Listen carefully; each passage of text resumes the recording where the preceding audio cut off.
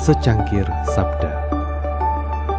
Hangatkan harimu bersama Sabda Tuhan. Pernahkah Anda merasa bahwa saat Anda mencoba melakukan hal yang benar, dunia justru tampak melawan Anda? Atau mungkin Anda merasa tersesat, tidak tahu kapan harus melangkah dan kapan harus berhenti menunggu? Hidup seringkali terasa seperti labirin yang penuh dengan prasangka orang lain. Kita ingin kepastian, tapi yang kita dapatkan hanyalah ketidakpastian. Namun, bagaimana jika ketidakpastian itu sebenarnya adalah cara Tuhan melatih kita untuk percaya sepenuhnya pada navigasinya? Hari ini kita akan belajar tentang seni berjalan mengikuti awan Tuhan di tengah badai dunia.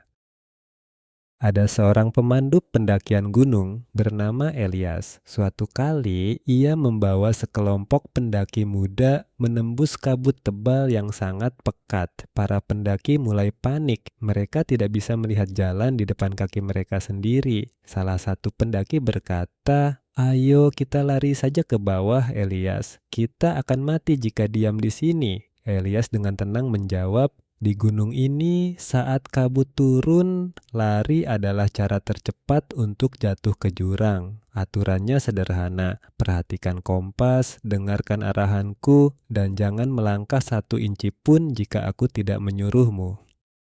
Ada saatnya Elias menyuruh mereka duduk diam selama 3 jam di tengah kedinginan hanya untuk menunggu kabut sedikit terangkat. Para pendaki marah, mereka merasa Elias membuang waktu. Namun, ketika kabut itu akhirnya tersingkap, mereka baru menyadari bahwa tepat 1 meter di depan mereka adalah tebing curam. Elias berkata, "Menunggu bukanlah membuang waktu. Menunggu adalah mengumpulkan nyawa. Di gunung ini, bukan kecepatanmu yang menyelamatkanmu, tapi ketaatanmu pada tanda-tanda alam." Kisah Elias mengingatkan kita bahwa seringkali kita ingin buru-buru keluar dari masalah tanpa sadar bahwa Tuhan menyuruh kita diam sejenak justru untuk menyelamatkan kita dari jurang yang belum terlihat.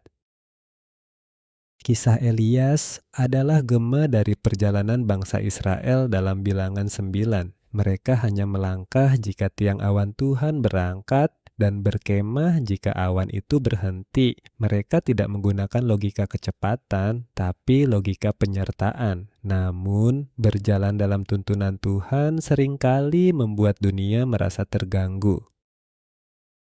Dalam kitab Kebijaksanaan 2, kita melihat bagaimana orang benar seringkali ditekan. Kehadiran orang benar dianggap sebagai teguran bagi mereka yang hidupnya berantakan.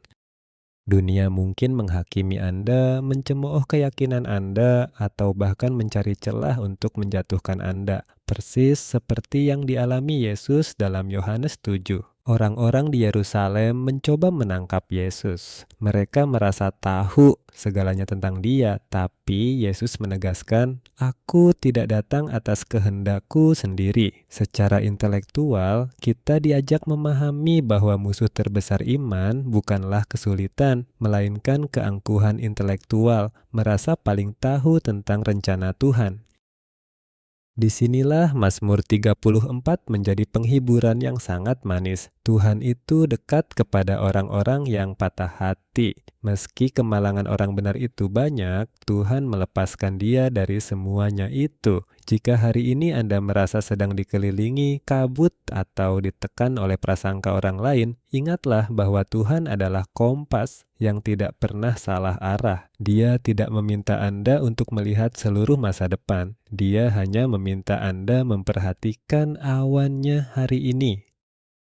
Lalu apa langkah praktis kita hari ini? Pertama, jangan memaksa melangkah. Jika pintu belum terbuka, jangan didobrak. Belajarlah untuk berkemah dengan damai sampai awan Tuhan bergerak kembali. Kedua, fokus pada suara internal. Jangan biarkan kebisingan kritik orang lain menenggelamkan bisikan Roh Kudus di hati Anda. Ketiga, percaya pada waktunya. Seperti Yesus yang tahu kapan harus pergi ke Yerusalem secara tersembunyi, percayalah bahwa Tuhan punya timing yang sempurna untuk pemulihan Anda.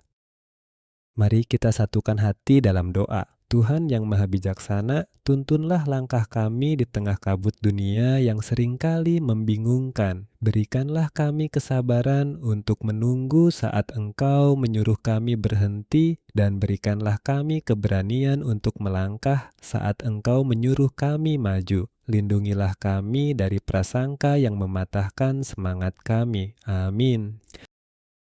Apakah Anda saat ini sedang dalam masa menunggu atau masa melangkah? Bagikan perasaan Anda di kolom komentar agar kita bisa saling mendoakan dalam perjalanan iman ini. Tuhan Yesus memberkati.